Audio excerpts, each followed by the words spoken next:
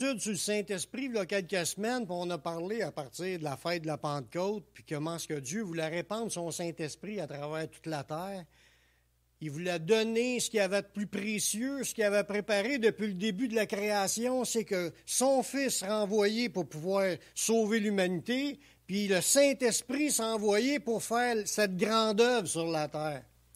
Parce que Dieu nous a équipés, il nous a donné ce qui était le plus important, sa présence, sa puissance, son soutien, ses dons, ses cadeaux, ses outils, tout ce qu'on avait besoin pour pouvoir travailler dans cette mission. On n'est pas tout seul. Mais quand on commence à parler du Saint-Esprit, il y a plusieurs choses qu'on a entendues sur le Saint-Esprit. Il y a plusieurs religions qui parlent du Saint-Esprit, puis on le présente de toutes les manières. On a vu à la dernière réunion qui était le Saint-Esprit. Le Saint-Esprit, c'est Dieu. Quand tu reçois le Saint-Esprit, tu reçois Jésus, puis tu reçois Dieu le Père. Le Saint-Esprit, c'est le Créateur lui-même qui vient s'investir en chacun de nous. J'ai parlé un peu sur l'idée qu'à la Pentecôte, Dieu a répandu son Saint-Esprit avec puissance à travers les disciples. Là, ça s'est répandu. Il y a d'autres personnes qui ont accepté Jésus comme leur sauveur, qui faisaient qu'ils recevaient le Saint-Esprit. Des églises sont ouvertes un peu partout. Tout ça, c'est super beau, mais dans l'Ancien Testament, avant que Jésus vienne, le Saint-Esprit, il était-tu là? Il faisait-tu quelque chose? On a-tu entendu parler du Saint-Esprit avant la Pentecôte? Certainement, ce n'était pas un être inconnu. Oui, il est inconnu du monde, Jésus l'a dit, le monde ne le connaît point, parce qu'il ne l'a pas vu. Mais ceux qui connaissent Dieu, qui sont approchés de Dieu, ils vont découvrir qu'il est là, puis ils ont vécu des choses avec le Saint-Esprit. Aujourd'hui, le titre du message, c'est le Saint-Esprit dans l'Ancien Testament. On va voir que le Saint-Esprit, je dirais, dans la pensée de tous ceux qui croient, parce qu'il faut que tu aies la foi pour croire au Saint-Esprit. Il y en a qui vivent des choses, puis ils pensent que c'est par leur propre force, leur capacité, puis leur pouvoir psychique, puis ils se vendent de grandes choses, ou ils vivent des expériences avec des mauvais esprits, puis ils ne savent pas. Mais tous ceux qui connaissent Dieu, puis qui ont appris à écouter Dieu, ils comprennent que le Saint-Esprit est là, puis il agit. Puis on va voir des passages dans l'Ancien Testament, des passages où ça parle vraiment que le Saint-Esprit a agi, qui était présent. On voit ça tout de suite au départ, que le Saint-Esprit était à l'œuvre au début de la création, dans Genèse chapitre 1, verset 2. Il n'était pas comme un nouveau arrivé. C'est sûr que le Saint-Esprit existait avant la création, puisqu'il est éternel. Il est Dieu. Il était là de toute éternité. Il était là dans le monde invisible avec les anges avant que la terre soit créée. Mais même quand notre univers à nous, la première chose qui a été créée dans cet univers, c'est la planète.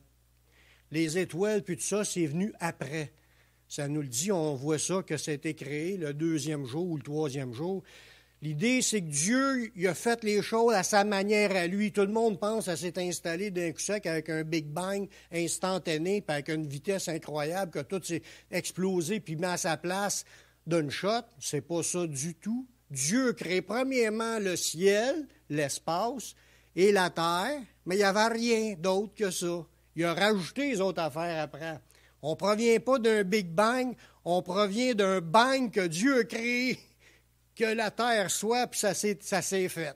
C'est Dieu qui est le créateur, puis pour lui, créer un univers, c'est pas plus forçant que de guérir une personne qui a besoin d'une guérison. Il est capable de faire. Il n'y a rien que Dieu n'est pas capable de faire. Dans Genèse chapitre 1, verset 2, ça dit que la terre est informe et vide. Il n'y avait rien de formé, puis c'était vide. Il n'y avait rien d'autre que cette boule-là. Il y avait des ténèbres, il n'y avait pas de soleil, il n'y avait pas de lune. Il y avait des ténèbres à la surface de l'abîme qui est la mer, parce que la boule, c'est une boule d'eau au début. Puis l'Esprit de Dieu se mouvait au-dessus des eaux. C'était juste une boule d'eau que Dieu avait faite. Il a fait paraître le sec par après. Mais l'idée, c'est que Dieu, l'Esprit de Dieu se mouvait au-dessus des eaux. Il était présent depuis le début de la création, le Saint-Esprit. Quand on dit l'Esprit de Dieu, c'est le Saint-Esprit. Dieu ou l'Esprit de Dieu, ou le Saint-Esprit, ou Saint-Esprit de Dieu, qu'on l'appelle les noms qu'on peut sortir, là, donc on voit différents noms dans la Bible, ça parle tout du même. L'Esprit du Créateur, qui était là depuis le début. On va voir aussi dans la suite des interventions que le Saint-Esprit a faites dans certains individus. Il n'a pas fait ça à travers tout le monde sur la planète. C'est quelque chose qui a été local, comme. Disons que Dieu s'est révélé, puis il y a une descendance de gens qui ont cru en lui. Puis c'est à travers ces gens-là qui ont cru en lui que Dieu s'est révélé, puis que Dieu a agi à travers les temps. Puis on le sait que tout a été détruit à un moment donné à travers dans le temps de Noé, puis c'est sa seule famille à lui qui a survécu. C'est le seul qui était reconnu juste devant Dieu, que Dieu a permis qu'il survive, puis qu'il repeuple la terre. Fait que si on entend des choses sur la création, le créé en 7 jours, tout ça, il a fallu que ça passe par Noé. C'est lui qui a amené à connaissance de tout du début de la création, puis tous les descendants d'Adam et Ève. Depuis tout jusqu'à Noé, là, c'est lui qui a été le messager de toutes les révélations de la création. On va voir des témoignages de personnes qui ont assisté par le Saint-Esprit, qui ont été assistés par le Saint-Esprit, c'est qui ont reçu une assistance du Saint-Esprit, parce que Dieu les a appelés à des choses, mais ils ont reçu une assistance du Saint-Esprit pour accomplir les choses. C'est des super bels exemples. Vous allez voir comment Dieu travaille de différentes façons. De différentes façons, à travers différentes personnes, à différentes époques. Puis les gens qui étaient témoins de ça, ils ont vu le Saint-Esprit, puis ils ont écrit que le Saint-Esprit était là. On commence avec un des exemples dans Genèse, au chapitre 41, versets 37 à 39. Je n'ai pas pris tous les exemples où c'est parlé que le Saint-Esprit a fait ci ou le Saint-Esprit a fait ça, ou même les exemples qui ne sont pas écrits, parce qu'il n'y a rien de cette vie pour être en place si ce n'est pas le Saint-Esprit qui maintient toute chose en subsistance. Il est toujours là, même si le monde n'en parle pas. Il a toujours été là, puis il a toujours accompli des choses. Mais on voit des cas particuliers où c'est surnaturel à nos yeux. Dans cet exemple-là, c'est Joseph, quand il était vendu au Pharaon. Il était rendu au Pharaon en train d'expliquer les rêves. Puis là, il a donné des révélations des rêves du Pharaon, comme quoi qu'il y aurait une famine qui s'en venait, puis toutes les choses. Puis le Pharaon, lui, a reconnu en Joseph qu'il avait l'Esprit de Dieu. Il dit, ces paroles plurent à Pharaon et à tous ses serviteurs. Et Pharaon dit à ses serviteurs, « Trouverons-nous un homme comme celui-ci, ayant en lui l'Esprit de Dieu? » Pharaon dit à Joseph, « Puisque Dieu t'a fait connaître toutes ces choses, il n'y a personne qui soit aussi intelligent et aussi sage que toi. » Voyez-vous, des fois, on peut dire que Joseph, wow, c'est un gars qui a monté vite, puis mais il n'est pas monté là par lui-même. C'est Dieu qui l'a mis en place là pour une tâche. Puis il a reçu du Saint-Esprit dans le temps, là. C'était pas enseigné, ça, le Saint-Esprit. Mais le monde, même le Pharaon, savait qu'il y avait un Esprit de Dieu, l'Esprit Saint, savait que ça existait. Mais le peuple juif n'était pas encore esclave en Égypte, c'est arrivé bien après. Lui, il était là comme envoyé parce qu'il y avait une famine qui s'en venait, puis Dieu voulait sauver toute sa famille. Là, il voulait sauver ses parents, Jacob, puis tous ses frères, mais il les emmenait en Égypte. Dieu les emmenait en Égypte. Puis l'Esprit de Dieu a utilisé Joseph pour que Joseph ait la révélation d'un rêve que le Pharaon n'a même pas mentionné. C'est une révélation qu'il y a eu là.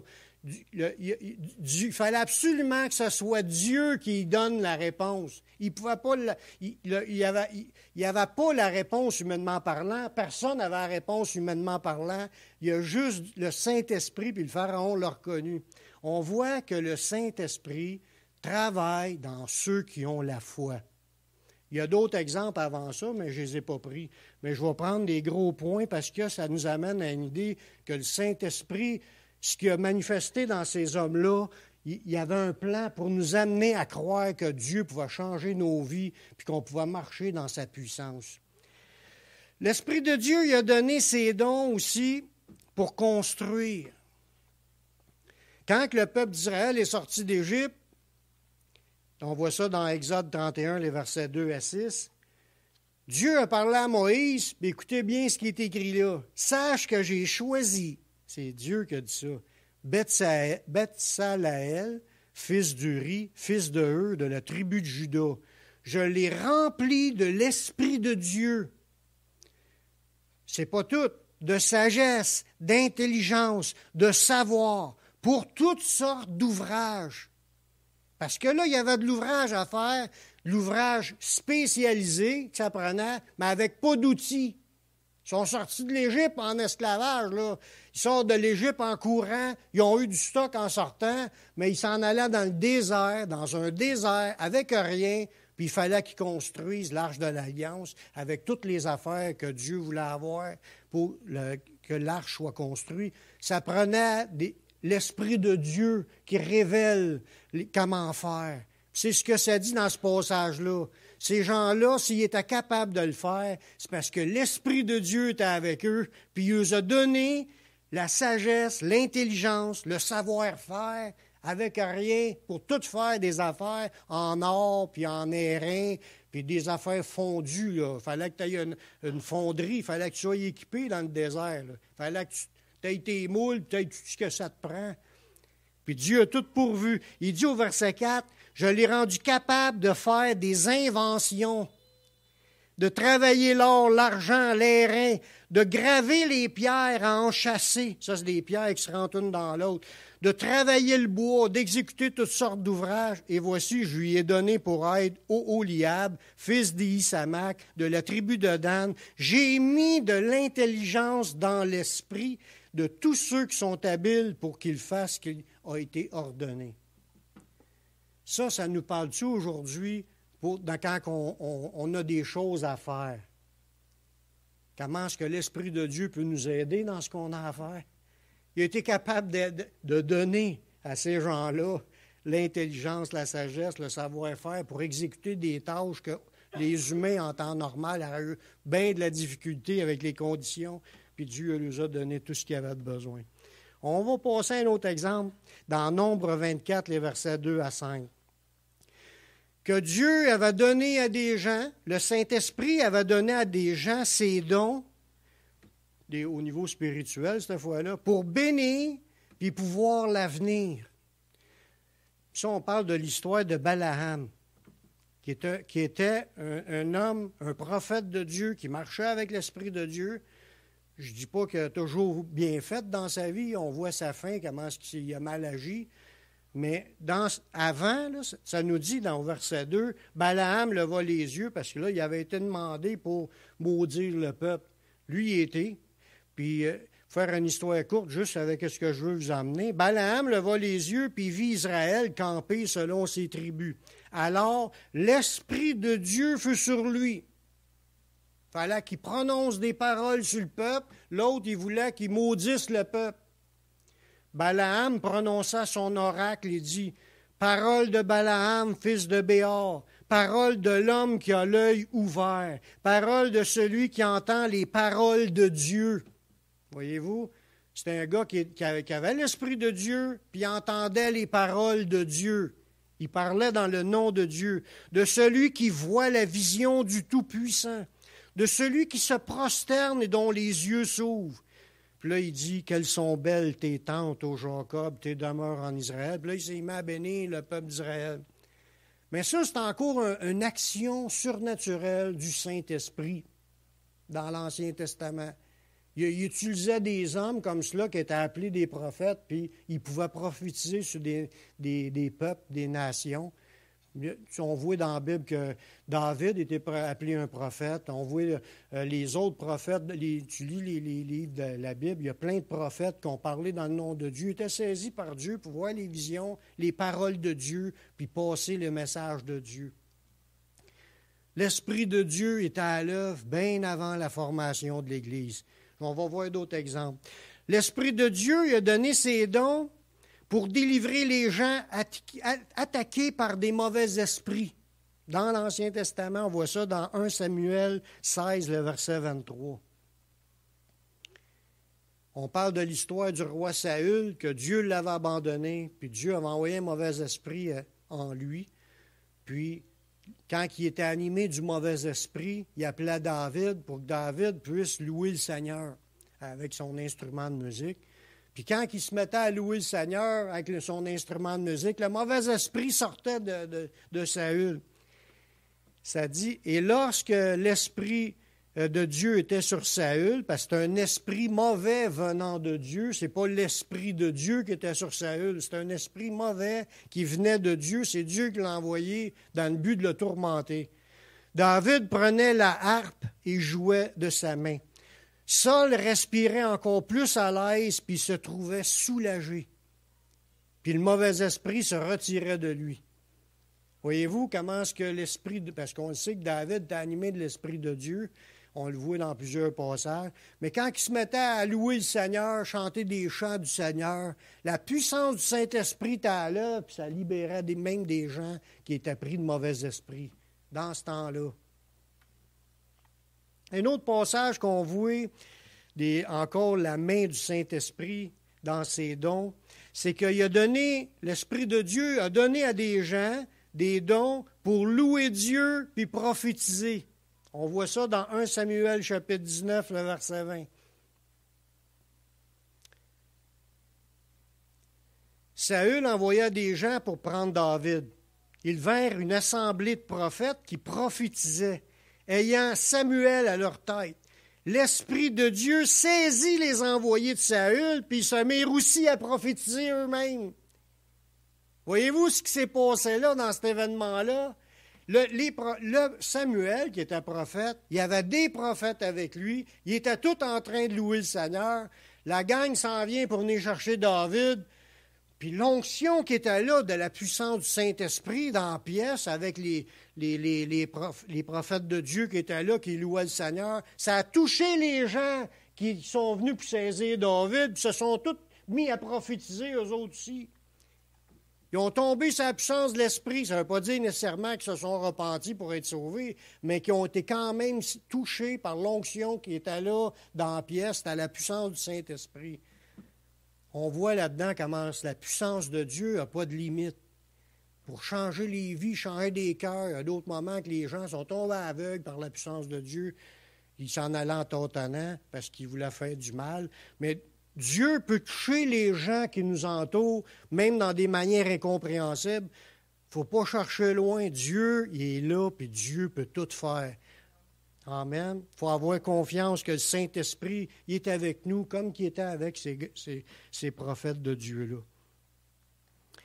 Un autre beau passage dans 2 Chroniques, le chapitre 15, le verset 1 et 2, nous parle comment est-ce que l'Esprit de Dieu a donné ses dons pour conseiller les rois puis enseigner les voies de Dieu.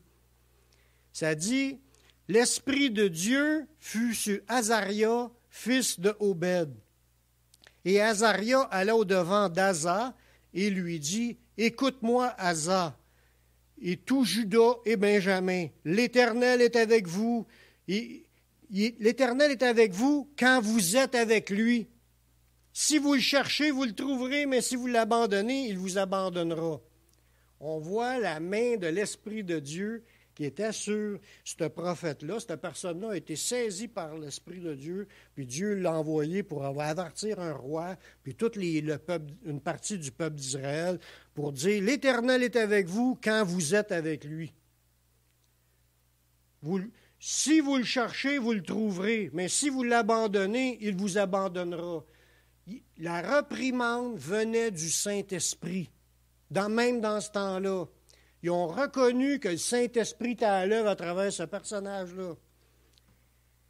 Tout ça, là, ces exemples-là, là, ça va nous ouvrir des ouvertures sur voir comment est-ce que le Saint-Esprit peut agir encore aujourd'hui. Il faut s'attendre de voir la main du Saint-Esprit à l'œuvre, la même chose que ça s'est fait dans ce temps-là. L'Esprit de Dieu a donné ses dons aussi pour réprimander et redresser le peuple. Dans 2 Chroniques 24, le verset 20. Ça nous dit, Zacharie, fils du sacrificateur Jéhojada, fut revêtu de l'Esprit de Dieu. Il se présenta devant le peuple et lui dit, « Ainsi parle l'Éternel, pourquoi transgressez-vous les commandements de l'Éternel? Vous ne prospérerez point, car vous avez abandonné l'Éternel, puis il vous abandonnera. » Voyez-vous comment est-ce que Dieu se soucie des gens, puis quand il nous dit, « Je vous ai envoyé des prophètes, j'ai envoyé des sacrificateurs, vous avez tué les uns, puis martyrisé les autres, d'un sens. » Dieu envoyait des gens. Comment est-ce qu'il les envoyait? Il les saisissait par son Saint-Esprit, puis les envoyait apporter le message, va lui dire telle chose. Les gens y allaient saisis par la puissance de Dieu, puis ils faisaient ce qui avait été fait. Des fois, il y avait des conséquences négatives. Mais le point que je veux en venir là-dedans, c'est que le Saint-Esprit il est à l'œuvre pour son peuple depuis le début. Peut-être pas à travers toute la terre de la même façon, mais il était quand même à l'œuvre, sauf qu'à la Pentecôte, quand ça a été ouvert, il peut agir à travers tout le monde à cette heure. Tous ses serviteurs, ses servantes, un petit, un enfant, un vieillard, tout le monde peut être saisi par le Saint-Esprit puis faire des choses pour la gloire de Dieu. Dans un autre passage, ça nous dit que l'Esprit de Dieu a donné ses dons pour réveiller les gens, pour les amener à rebâtir la maison de Dieu. Parce que suite à la déportation à Babylone, Jérusalem avait été détruit, puis le temple de l'Éternel aussi était détruit. Ça, on voit ça dans Agé 1, 14. Ça dit, « L'Éternel réveilla l'esprit de Zorobabel, fils de Shealtiel, gouverneur de Juda, et l'esprit de Josué, fils de Jotsadak, le souverain sacrificateur, et l'esprit de tout le reste du peuple. Ils vinrent et se mirent à l'œuvre dans la maison de l'Éternel des armées, leur Dieu. » Le réveil, parce qu'il les réveilla, que ça dit dans ce passage-là, c'est l'Éternel qui réveilla ces gens-là. On voit là-dedans que l'Esprit de Dieu était à l'œuvre pour réveiller le monde, à se relever, pour travailler dans sa mission. Parce qu'il y a de l'ouvrage à faire dans l'œuvre. Là. Dans ce temps-là, il y avait d'autres sortes d'ouvrages à faire qu'aujourd'hui dans le Seigneur, mais il y avait quand même des gens qui étaient supposés de le faire, puis ils s'endormaient dans leur vie de croyants. Puis l'Esprit de Dieu les a réveillés pour qu'ils se mettent à l'œuvre. Des fois, ça nous parle aussi aujourd'hui quand on voit qu'il y a des gens qui ont de l'air à s'endormir spirituellement, mais Dieu est capable de les réveiller. Dieu est capable de les relever puis les redonner la vision de l'œuvre, leur donner une parole puis les envoyer dans l'œuvre. Un autre passage où on voit que Dieu il a manifesté sa puissance, c'est qu'il a donné ses dons pour transformer la vie des gens par la nouvelle naissance. Mais l'exemple qu'on voit, c'est l'exemple de Saül, dans 1 Samuel, chapitre 10, les versets 5 et 6. Dans ce passage-là, il y a un prophète qui a parlé à Samuel avant qu'il soit roi. Il dit, après cela, il a donné une parole, puis il a dit à Samuel qu'est-ce qui était pour y arriver. Il dit, après cela, tu arriveras à Gibéa, Élohim, où se trouve une garnison de Philistins. En entrant dans la ville, tu rencontreras une troupe de prophètes descendant du haut lieu, précédés du luth, du tambourin, de la flûte et de la harpe, et prophétisant eux-mêmes. Fait que là, il dit, tu vas t'en aller à telle place, tu vas voir descendre une troupe de prophètes. Des prophètes de Dieu, c'était des gens qui étaient remplis de l'Esprit de Dieu. Puis ils descendent en louant le Seigneur avec des instruments de musique, en train de glorifier Dieu. L'Esprit de Dieu est là. Qu'est-ce qui est arrivé à Saül quand il les a rencontrés? Au verset 6, « L'Esprit de l'Éternel te saisira, puis tu prophétiseras avec eux, et tu seras changé en un autre homme. » C'est son départ, spirituellement parlant, à Saül. Il ne vivait pas avec l'Esprit de Dieu avant que le prophète il dise, tu vas aller là, tu vas rencontrer du monde, puis là, tu vas recevoir le Saint-Esprit. Il va te saisir, parce que le Saint-Esprit, il est avec les prophètes. Il est avec les disciples, des gens qui sont connectés avec le Seigneur, puis ils connaissent le Seigneur, ils marchent avec le Seigneur, ils sont en train de louer le Seigneur comme nous on fait les réunions. Qu'est-ce qui se passe quand tu loues le Seigneur? Le Seigneur est présent. Qu'est-ce qui se passe quand quelqu'un rentre puis qui vient dans la présence des prophètes qui sont là en train de célébrer le Seigneur? Mais il va être touché. Il peut résister. Je ne dis pas qu'ils sont toujours changés, mais lui, dans son cas, il a été transformé. Mais il faut croire que quand on est ensemble, qu'on est en train de prophétiser puis louer le Seigneur est présent puis le Seigneur travaille dans les cœurs. Amen. Un autre passage qu'on voit, c'est l'Esprit de Dieu a donné ses dons pour les signes, des prodiges, des miracles. Avant même la venue du Messie, ça existait. Ça n'a pas commencé avec Jésus, cela. Ça existait avec les prophètes dans l'Ancien Testament parce que l'Esprit de Dieu était là. Dans 2 Rois, chapitre 2, verset 9, on parle de l'histoire d'Élie puis Élisée. Élie, c'était le prophète de Dieu, puis Élisée, c'était le serviteur du prophète Élie.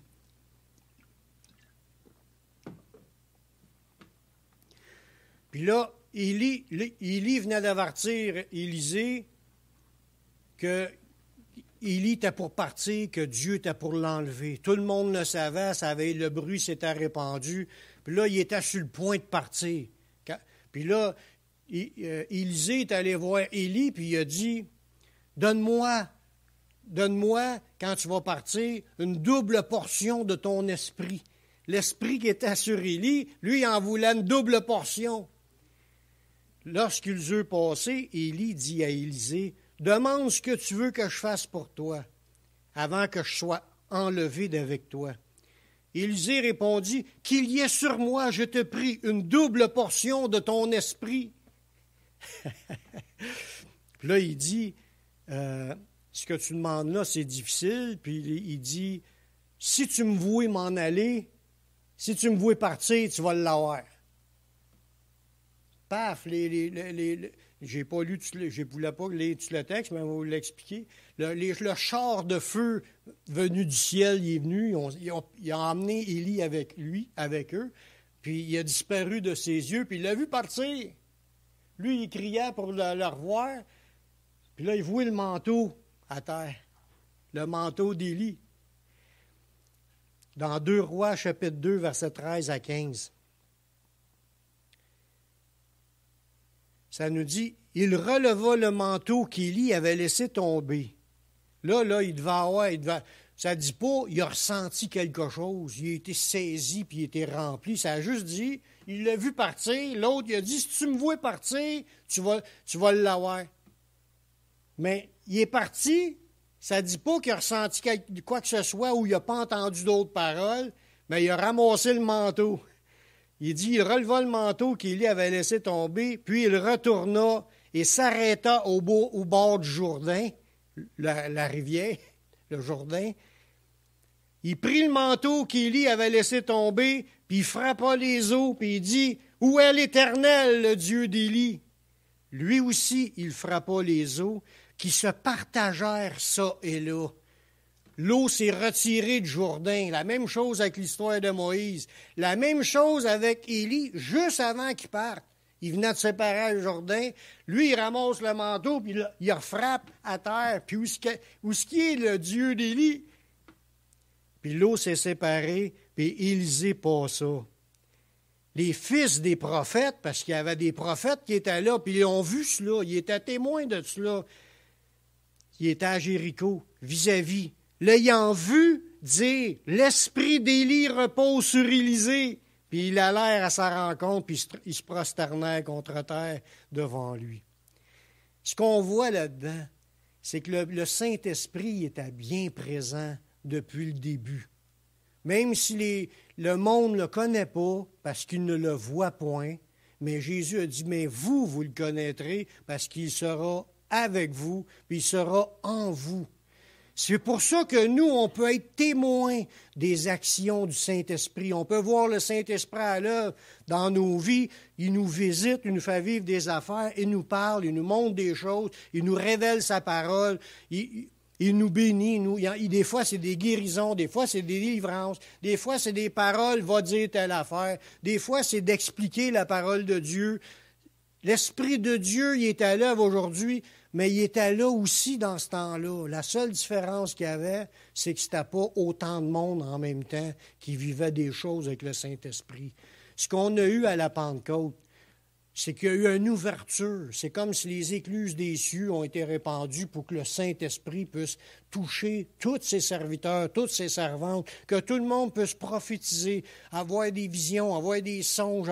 Ses serviteurs et ses servantes ont accès aujourd'hui, à cause de l'œuvre que Jésus a accomplie, à pouvoir vivre la puissance de Dieu dans tout ce que Dieu veut faire, comme qu'il a fait dans l'Ancien Testament. Des choses quand même incroyables parfois, je n'ai pas nommé les autres fois, comme Samson qui était saisi par l'Esprit de Dieu, puis il a une force extraordinaire. Il a pris le lion, puis il a déchiré le lion en deux. Vous essayerez ça pour le fun, de déchirer votre chat. Vous allez voir, même à ça, vous ne serez pas capable. Mais lui, c'est saisi par l'Esprit de Dieu. Dieu, il est tout puissant, puis il peut faire n'importe quoi à travers de quelqu'un. Il est à l'œuvre depuis le début de la création, puis aujourd'hui, s'il nous en parle, qui est là, puis que c'est le même Saint-Esprit, qui est à l'œuvre là, puis il veut être encore à l'œuvre aujourd'hui. Ce que ça prend, c'est des gens qui croient.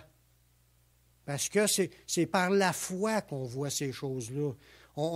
Il ne faut pas attendre qu'il nous donne un rêve et une vision pour commencer à croire que Dieu existe. Dieu existe, c'est évident. Il n'y aura rien en place si Dieu n'aura pas mis ça en place.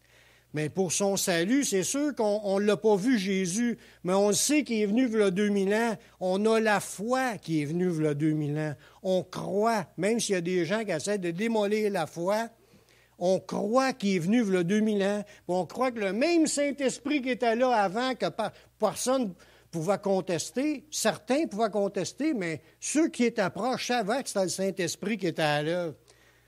Vous essayerez de faire séparer le fleuve devant vous, mais il fallait que le Saint-Esprit soit là. C'est arrivé des signes, des prodiges avec Moïse aussi. C'est arrivé avec plein de personnages dans la Bible, dans l'Ancien Testament, qui ont vécu des choses incroyables. Il y en a d'autres qui ont saisi par le Saint-Esprit, sont partis en guerre, puis ont remporté des victoires avec 300 hommes contre des armées incroyables, parce le Saint-Esprit était avec eux. Puis c'est Dieu qui leur donnait la victoire. Des fois, les victoires contre un peuple, ça nous parle un roi là, qui était venu faire la guerre à Israël, puis s'était moqué du Dieu d'Israël. Puis Dieu a envoyé son ange pendant la nuit, 180 000 hommes sont morts. Mais Dieu, le Saint-Esprit, il est tout puissant. Il n'y a rien qu'il ne peut pas faire. Fait que si aujourd'hui on entend des choses sur le Saint-Esprit, c'est parce qu'on s'est approché de Dieu. Ce que ça disait tantôt, approchez-vous de lui, puis il s'approchera de vous. Puis quand il s'approche de toi, c'est là que tu vas commencer à entendre sa voix, tu commences à voir, comme Balaam, qui est celui qui se courbe, puis ses yeux s'ouvrent. C'est quand tu t'approches de Dieu, puis tu cherches sa face, c'est là que tu commences à comprendre les choses. Puis nous, on fait partie des privilégiés de ceux qu'on connaît Dieu, qu'on connaît Jésus, on connaît le Saint-Esprit, on connaît sa parole. Tout nous est comme révélé tranquillement, parce qu'on ne sait pas tout, on apprend, on grandit dans le Seigneur. Mais il veut que nos yeux s'ouvrent, puis s'attendent à de grandes choses. Amen. Avons-nous soif de voir la main du Saint-Esprit à l'œuvre à travers de nous? Oui, on a déjà vécu des affaires, mais comme le chant il disait, il ne fait que commencer d'agir dans notre génération. Et ce qu'il a fait pour nous, il le fera encore. Il dit, relève la tête, reçois une nouvelle vision, car le Seigneur ne fait que commencer. Amen. Prions. Alléluia. Gloire et louange à ton nom, Seigneur. Seigneur, je te remercie pour ta parole qui nous fait du bien, qui nous rouvre les yeux, qui nous fait comprendre ta pensée. Seigneur, on veut voir ton Saint-Esprit à l'œuvre dans l'Église. On veut voir ta main à l'œuvre dans nos vies. Utilise-nous, Seigneur. Guide-nous dans toute cette œuvre. On est des incapables par nous-mêmes, mais avec toi, tout est possible à celui qui croit. C'est ce que tu nous dis dans ta parole. Guide-nous, rouvre les portes, donne-nous les outils, donne-nous ton onction, ta puissance, tes dons. Équipe ton peuple pour l'œuvre qui a été faite d'évangélisation puis d'édification de disciples. Guide-nous aussi dans la sanctification pour qu'on se purifie de toutes les souillures de la chair. Donne-nous de marcher dans la sainteté puis porter du fruit à la gloire de ton nom. Seigneur, je te demande pardon pour toutes les fois qu'on doute, qu'on ne croit pas que tu es là. Puis je te demande de nous aider, de graver ça dans notre cœur puis de nous aider à ce qu'on s'accroche toujours à toi en ayant une confiance que tu es capable de nous donner sagesse, intelligence, secours, aide, soutien. Tu nous donnes tout, Seigneur. Merci de ce que tu vas faire dans le nom de ton Fils Yeshua. Amen.